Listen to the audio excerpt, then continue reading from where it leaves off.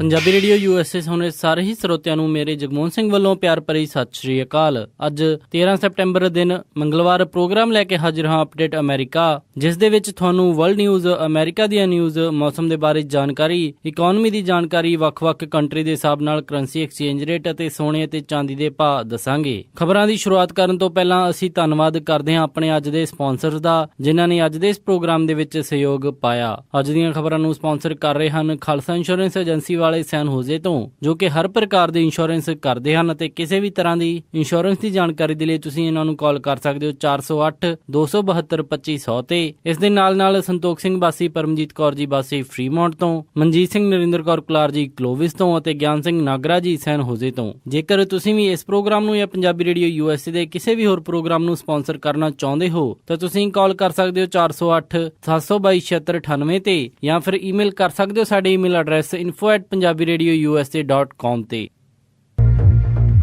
ਸਭ ਤੋਂ ਪਹਿਲਾਂ ਚੋਣਵੀਆਂ ਖਬਰਾਂ। ਸੈਂਸਸ ਬਿਊਰੋ ਦੀ ਆਈ ਰਿਪੋਰਟ ਦੇ ਵਿੱਚ ਸਾਹਮਣੇ ਆਇਆ ਕਿ ਮੀਡੀਅਮ ਵਰਗ ਦੀ ਤਨਖਾਹ ਅੱਗੇ ਨਾਲੋਂ ਵੱਧ ਗਈ ਹੈ। US ਨੇ ਸਾਊਥ ਕੋਰੀਆ ਦੇ ਵਿੱਚ ਨਾਰਥ ਕੋਰੀਆ ਬਾਰਡਰ ਦੇ ਉੱਤੇ ਸ਼ਕਤੀ ਪ੍ਰਦਰਸ਼ਨ ਕਰਦੇ ਹੋਏ ਲੜਾਕੂ ਜਹਾਜ਼ ਉਡਾਏ। ਸਦਰਨ ਕੈਲੀਫੋਰਨੀਆ ਦੀ ਗੈਸ ਏਜੰਸੀ ਨੂੰ $4 ਮਿਲੀਅਨ ਦੀ ਸੈਟਲਮੈਂਟ ਕਰਨੀ ਪਈ। ਵੈਸਟ ਵਰਜੀਨੀਆ ਦੇ ਵਿੱਚ ਇੱਕ ਪੁਲਿਸ ਅਫਸਰ ਨੂੰ ਅਫਰੀਕਨ ਅਮਰੀਕਨ ਵਿਅਕਤੀ ਦੇ ਉੱਤੇ ਗੋਲੀ ਨਾ ਮਾਰਨ ਤੇ ਨੌਕਰੀ ਤੋਂ ਲਾਇਆ। ਸੈਨੋਜ਼ੇ ਦੇ ਵਿੱਚ ਇੱਕ ਚੋਰੀ ਦੀ ਵਾਰਦਾਤ ਦੇ ਸਮੇਂ 88 ਸਾਲ ਦੀ ਬਜ਼ੁਰਗ ਔਰਤ ਨੂੰ ਬੁਰੀ ਤਰ੍ਹਾਂ ਕੁੱਟਿਆ ਗਿਆ। ਹੁਣ ਖਬਰਾਂ ਵਿਸਤਾਰ ਦੇ ਨਾਲ।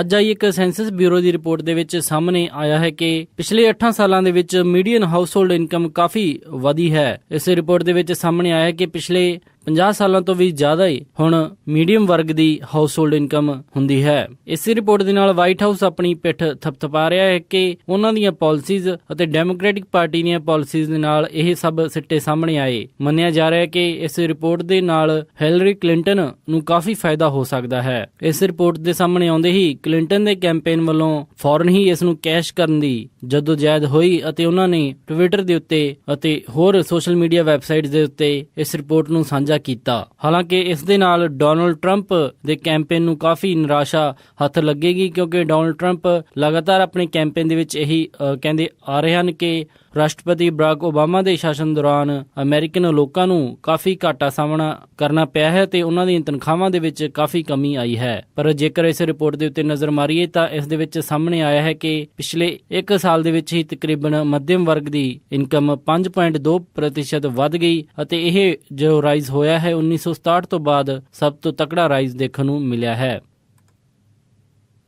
ਨਾਰਥ ਕੋਰੀਆ ਵੱਲੋਂ ਲਗਾਤਾਰ ਕੀਤੇ ਜਾ ਰਹੇ ਪਰਮਾਣੂ ਪ੍ਰੀਖਣ ਅਤੇ ਇਹ ਖਬਰਾਂ ਸਾਹਮਣੇ ਆਉਣ ਮਗਰੋਂ ਕਿ ਨਾਰਥ ਕੋਰੀਆ ਇੱਕ ਹੋਰ ਪਰਮਾਣੂ ਪ੍ਰੀਖਣ ਦੀ ਤਿਆਰੀ ਕਰ ਰਿਹਾ ਹੈ। US 에ਅਰ ਫੋਰਸ ਨੇ ਆਪਣੀ ਤਾਕਤ ਦਿਖਾਉਂਦੇ ਹੋਏ ਸਾਊਥ ਕੋਰੀਆ ਦੇ ਉੱਤੇ B-1 ਬੰਬਰ ਜਹਾਜ਼ ਉਡਾਏ। US ਜਹਾਜ਼ਾਂ ਦੀ ਇਹ ਪੂਰਾ ਦਸਤਾ ਨਾਰਥ ਕੋਰੀਆ ਦੇ ਬਾਰਡਰ ਦੇ ਕੋਲ ਉਡਾਇਆ ਗਿਆ। ਦੱਸਿਆ ਜਾ ਰਿਹਾ ਹੈ ਕਿ ਇਹ ਸਭ ਕੁਝ ਨਾਰਥ ਕੋਰੀਆ ਨੂੰ US ਦੀ ਤਾਕਤ ਦਿਖਾਉਣ ਦੇ ਲਈ ਕੀਤਾ ਗਿਆ ਸੀ। ਸਾਊਥ ਕੋਰੀਆ ਦੇ ਵਿੱਚ US ਦੇ ਨੁਮਾਇੰਦੇ ਸੰਗ ਕਿਮ ਨੇ ਬੋਲਦੇ ਹੋਏ ਦੱਸਿਆ ਕਿ US ਚਾਈਨਾ ਦੇ ਨਾਲ ਮਿਲ ਕੇ ਨਾਰਥ ਕੋਰੀਆ ਦੇ ਉੱਤੇ ਹੋਰ ਸੈਂਕਸ਼ਨ ਲਾਉਣ ਦੀ ਤਿਆਰੀ ਕਰੇਗਾ। ਚਾਈਨਾ ਦਾ ਨਾਰਥ ਕੋਰੀਆ ਡਿਪਲੋਮੈਟਿਕ ਅਲਾਈ ਮੰਨਿਆ ਜਾਂਦਾ ਹੈ, ਸੋ ਉਸ ਦੇ ਨਾਲ ਮਿਲ ਕੇ ਚਾਈਨਾ ਦੇ ਪੱਖੋਂ ਵੀ ਉਸ ਦੇ ਉੱਤੇ ਹੋਰ ਸ਼ਿਕੰਜਾ ਕੱਸਿਆ ਜਾਵੇਗਾ, ਕਿਉਂਕਿ ਨਾਰਥ ਕੋਰੀਆ ਦੇ ਪਰਮਾਣੂ ਪ੍ਰੀਖਣ ਤੋਂ ਬਾਅਦ ਚਾਈਨਾ ਵੀ ਕਾਫੀ ਚਿੰਤਤ ਨਜ਼ਰ ਆਇਆ ਸੀ ਅਤੇ ਉਹ ਵੀ UN ਸਿਕਿਉਰਿਟੀ ਕਾਉਂਸਲ ਨੂੰ ਇੱਕ ਰੈਜ਼ੋਲੂਸ਼ਨ ਲਿਆਉਣ ਦੀ ਰਿਕੁਐਸਟ ਕਰ ਰਹੇ ਹਨ, ਜਿਸ ਦੇ ਵਿੱਚ ਨਾਰਥ ਕੋਰੀਆ ਦੇ ਉੱਤੇ ਪ੍ਰਤੀਬੰਧ ਲਾਏ ਜਾਣ। ਹਾਲਾਂਕਿ ਚਾਈਨਾ ਅਤੇ ਰਸ਼ੀਆ ਦੋਨੇ ਹੀ ਦੇਸ਼ US ਦੇ ਸਾਊਥ ਕੋਰੀਆ ਦੇ ਵਿੱਚ ਐਂਟੀ ਮਿਸਾਈਲ ਸਿਸਟਮ ਲਾਏ ਜਾਣ ਤੇ ਨਾਰਾਜ਼ ਨਜ਼ਰ ਆ ਰਹੇ ਹਨ।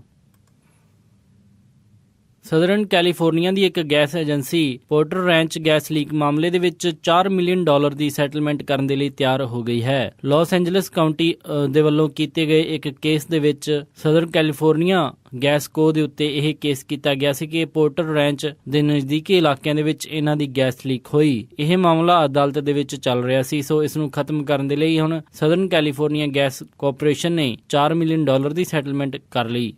ਗੈਸ ਕੰਪਨੀ ਹੁਣ $75,000 3 ਦਿਨ ਇਸ ਗੈਸ ਲੀਕ ਨੂੰ ਡਿਲੇ ਕਰਨ ਦਾ ਫਾਈਨ ਭਰੇਗੀ ਅਤੇ ਇਸ ਦੇ ਨਾਲ $2,32,500 ਸਟੇਟ ਪੈਨਲਟੀਜ਼ ਅਤੇ Los Angeles County fire department ਨੂੰ $2,46,672 ਉਹਨਾਂ ਦੇ ਦਿੱਤੇ ਗਏ ਰਿਸਪਾਂਸ ਵਜੋਂ ਭਰੇਗੀ। ਇਸੇ ਲਾਅਸੂਟ ਨੂੰ ਸੈਟਲ ਕਰਦੇ ਹੋਏ ਇਹ ਸਾਹਮਣੇ ਆ ਗਿਆ ਹੈ ਕਿ southern California gas agency gas leak ਮਾਮਲੇ ਦੇ ਵਿੱਚ ਸਿੱਧੇ ਤੌਰ ਦੇ ਉੱਤੇ ਜ਼ਿੰਮੇਵਾਰ ਸੀ। ਅੱਗੇ ਤੋਂ ਇਹੋ ਜਿਹੀ ਘਟਨਾ ਨਾ ਹੋਵੇ, ਇਸ ਨੂੰ ਦੇਖਦੇ ਹੋਏ ਕੰਪਨੀ 1.2 ਮਿਲੀਅਨ ਦੀ ਰਕਮ ਇੱਕ infrared methane leak detection system ਦੇ ਉੱਤੇ ਖਰਚਣ ਜਾ ਰਹੀ ਹੈ, ਜਿਸ ਦੇ ਨਾਲ ਕਿ ਗੈਸ ਲੀਕ ਹੋਣ ਦੇ ਉੱਤੇ ਕੰਪਨੀ ਨੂੰ ਛੇਤੀ ਤੋਂ ਛੇਤੀ ਪਤਾ ਚੱਲ ਸਕੇ। ਅਤੇ ਇੰਨਾ ਹੀ ਨਹੀਂ, ਇਸ ਸੈਟਲਮੈਂਟ ਦੇ ਵਿੱਚ ਕੰਪਨੀ 6 ਫੁੱਲ ਟਾਈਮ EMPLOYEES ਨੂੰ ਹਾਇਰ ਕਰਨ ਦੇ ਲਈ ਵੀ ਤਿਆਰ ਹੋ ਗਈ ਹੈ, ਜੋ ਕਿ ਇਸ ਗੱਲ ਦੀ ਨਿਗਰਾਨੀ ਰੱਖਣਗੇ ਕਿ ਇਹਨਾਂ ਡਿਟੈਕਸ਼ਨ ਸਿਸਟਮ ਦੇ ਵਿੱਚ ਕੋਈ ਖਰਾਬੀ ਨਾ ਆਵੇ। ਹਾਲਾਂਕਿ ਉਸ ਕਾਉਂਟੀ ਦੇ ਨਜ਼ਦੀਕ ਰਹਿੰਦੇ ਲੋਕ ਇਸ ਸੈਟਲਮੈਂਟ ਤੋਂ ਨਾਖੁਸ਼ ਨਜ਼ਰ ਆ ਰਹੇ ਹਨ।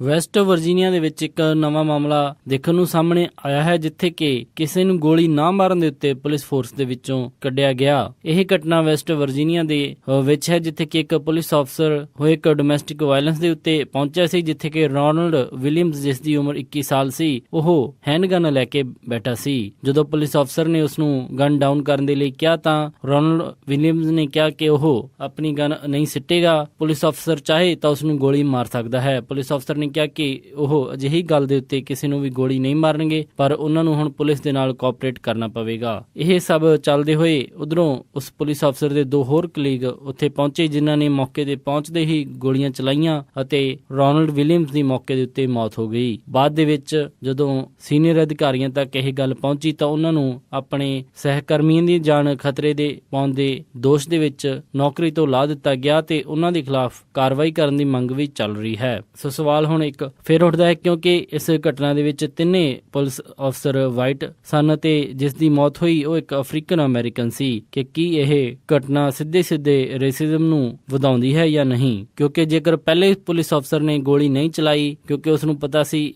ਉਸਦੇ ਕੋਲ ਅਨਲੋਡਡ ਗਨ ਸੀ, ਤਾਂ ਉਸ ਨੂੰ ਗ੍ਰਿਫਤਾਰ ਕਰਨ ਦੇ ਹੋਰ ਵੀ ਕਈ ਤਰੀਕੇ ਸਨ, ਪਰ ਉਸ ਨੂੰ ਜਾਨੋਂ ਮਾਰਨ ਦੀ ਅਜਿਹੀ ਕੋਈ ਜ਼ਿਆਦਾ ਜ਼ਰੂਰਤ ਨਹੀਂ ਸੀ। ਦੇਖਣ ਵਾਲਾ ਹੁੰਦਾ ਹੈ ਕਿ ਇਸ ਮਾਮਲੇ ਦੇ ਵਿੱਚ ਅੱਗੇ ਕੀ ਹੁੰਦਾ ਹੈ। ਹਾਲਾਂਕਿ ਮੇਨ ਸਟ੍ਰੀਮ ਮੀਡੀਆ ਦੇ ਵਿੱਚ ਜ਼ਿਆਦਾਤਰ ਇਸ ਮਾਮਲੇ ਨੂੰ ਚੱਕਿਆ ਨਹੀਂ ਗਿਆ।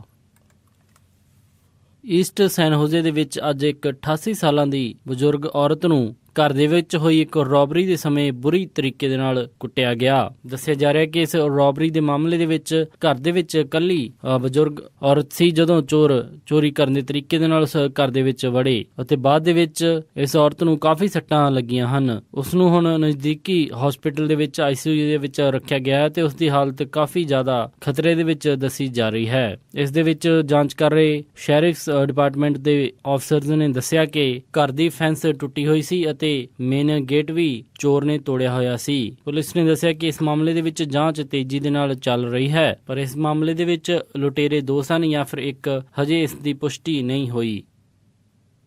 ਇਹ ਸਨ ਅੱਜ ਦੀਆਂ ਕੁਝ ਖਾਸ ਖਬਰਾਂ ਤੇ ਹੁਣ ਵਧਦੇ ਹਾਂ ਜੀ ਮੌਸਮ ਦੀ ਜਾਣਕਾਰੀ ਦੇ ਵੱਲ। ਬੁੱਧਵਾਰ ਨੂੰ ਸੈਨ ਹੋਜ਼ੇ ਦੇ ਵਿੱਚ ਹਾਈ ਟੈਂਪਰੇਚਰ ਰਹੇਗਾ 75 ਡਿਗਰੀ ਅਤੇ ਰਾਤ ਨੂੰ ਲੋ ਟੈਂਪਰੇਚਰ 56 ਡਿਗਰੀ। ਸੈਨ ਫਰਾਂਸਿਸਕੋ ਦੇ ਵਿੱਚ 64 ਡਿਗਰੀ ਹਾਈ ਅਤੇ ਰਾਤ ਨੂੰ 53 ਡਿਗਰੀ ਲੋ। ਸੈਕਰਾਮੈਂਟੋ ਦੇ ਵਿੱਚ 83 ਡਿਗਰੀ ਹਾਈ ਅਤੇ ਰਾਤ ਨੂੰ 53 ਡਿਗਰੀ ਲੋ। ਯੂਬਾ ਸਿਟੀ ਦੇ ਵਿੱਚ 83 ਡਿਗਰੀ ਹਾਈ ਅਤੇ ਰਾਤ ਨੂੰ 54 ਡਿਗਰੀ ਲੋ। ਸਟਾਕਟਨ ਦੇ ਵਿੱਚ 82 ਡਿਗਰੀ ਹਾਈ ਅਤੇ ਰਾਤ ਨੂੰ 53 ਡਿਗਰੀ ਲੋ। ਟ੍ਰੇਸੀ ਦੇ ਵਿੱਚ 83 ਡਿਗਰੀ ਹਾਈ ਅਤੇ ਰਾਤ ਨੂੰ 55 ਡਿਗਰੀ ਲੋ।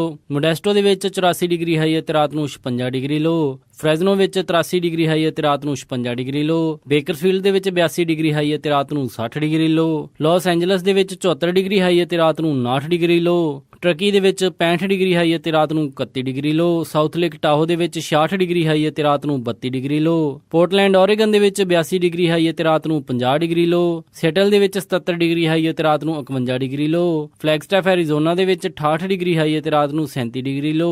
ਸਾਲਟ ਲੇਕ ਸਿਟੀ ਯੂਟਾ ਦੇ ਵਿੱਚ 69 ਡਿਗਰੀ ਹਾਈ ਅਤੇ ਰਾਤ ਨੂੰ 51 ਡਿਗਰੀ ਲੋ। ਸ਼ਿਕਾਗੋ ਦੇ ਵਿੱਚ 71 ਡਿਗਰੀ ਹਾਈ ਅਤੇ ਰਾਤ ਨੂੰ 61 ਡਿਗਰੀ ਲੋ। ਨਿਊਯਾਰਕ ਦੇ ਵਿੱਚ 90 ਡਿਗਰੀ ਹਾਈ ਅਤੇ ਰਾਤ ਨੂੰ 62 ਡਿਗਰੀ ਲੋ। ਕੈਨੇਡਾ ਟੋਰਾਂਟੋ ਦੇ ਵਿੱਚ 21 ਡਿਗਰੀ ਸੈਲਸੀਅਸ ਹਾਈ ਅਤੇ ਰਾਤ ਨੂੰ 12 ਡਿਗਰੀ ਸੈਲਸੀਅਸ ਲੋ। ਵਿਨੀਪੈਗ ਦੇ ਵਿੱਚ 19 ਡਿਗਰੀ ਸੈਲਸੀਅਸ ਹਾਈ ਅਤੇ ਰਾਤ ਨੂੰ 9 ਡਿਗਰੀ ਸੈਲਸੀਅਸ ਲੋ। ਕੈਲਗਰੀ ਕੈਨੇਡਾ ਦੇ ਵਿੱਚ 22 ਡਿਗਰੀ ਸੈਲਸੀਅਸ ਹਾਈ ਅਤੇ ਰਾਤ ਨੂੰ 8 ਡਿਗਰੀ ਸੈਲਸੀਅਸ ਲੋ। ਅਤੇ ਵੈਨਕੂਵਰ ਦੇ ਵਿੱਚ 22 ਡਿਗਰੀ ਸੈਲਸੀਅਸ ਹਾਈ ਅਤੇ ਰਾਤ ਨੂੰ 10 ਡਿਗਰੀ ਸੈਲਸੀਅਸ ਲੋ। ਪੰਜਾਬ ਅੰਮ੍ਰਿਤਸਰ ਦੇ ਵਿੱਚ 35 ਡਿਗਰੀ ਸੈਲਸੀਅਸ ਹਾਈ ਅਤੇ ਰਾਤ ਨੂੰ 24 ਡਿਗਰੀ ਸੈਲਸੀਅਸ ਲੋ ਰਹੇਗਾ। ਮੈਲਬਰਨ ਆਸਟ੍ਰੇਲੀਆ ਦੇ ਵਿੱਚ 14 ਡਿਗਰੀ ਸੈਲਸੀਅਸ ਹਾਈ ਅਤੇ ਰਾਤ ਨੂੰ 8 ਡਿਗਰੀ ਸੈਲਸੀਅਸ ਲੋ। ਲੰਡਨ ਦੇ ਵਿੱਚ 29 ਡਿਗਰੀ ਸੈਲਸੀਅਸ ਹਾਈ ਅਤੇ ਰਾਤ ਨੂੰ 17 ਡਿਗਰੀ ਸੈਲਸੀਅਸ ਲੋ ਰਹੇਗਾ। ਬਰਲਿਨ ਦੇ ਵਿੱਚ 28 ਡਿਗਰੀ ਸੈਲਸੀਅਸ ਹਾਈ ਅਤੇ ਰਾਤ ਨੂੰ 14 ਡਿਗਰੀ ਸੈਲਸੀਅਸ ਲੋ। ਅਤੇ ਫਰਾਂਸ ਪੈਰਿਸ ਦੇ ਵਿੱਚ 29 ਡਿਗਰੀ ਸੈਲਸੀਅਸ ਹਾਈ ਅਤੇ ਰਾਤ ਨੂੰ 16 ਡਿਗਰੀ ਸੈਲਸੀਅਸ ਲੋ ਰਹੇਗਾ ਜੀ। ਇਸੇ ਮੌਸਮ ਦੀ ਜਾਣਕਾਰੀ ਤੇ ਹੁਣ ਵੱਧਦੇ ਹਾਂ ਸਟਾਕ ਮਾਰਕੀਟ ਦੀ ਇਨਫੋਰਮੇਸ਼ਨ ਦੇ ਵੱਲ। ਮੰਗਲਵਾਰ ਨੂੰ ਕਲੋਜ਼ਿੰਗ ਦੇ ਸਮੇਂ ਡਾਓ ਜੋਨਸ 258 ਅੰਕਾਂ ਦੀ ਗਿਰਾਵਟ ਦੇ ਨਾਲ 18,066.75 ਤੇ ਬੰਦ ਹੋਇਆ। ਵਿਲਸ਼ਾਇਰ 5056 ਅੰਕਾਂ ਦੀ ਗਿਰਾਵਟ ਦੇ ਨਾਲ 5,155.26 ਤੇ ਬੰਦ ਹੋਇਆ। S&P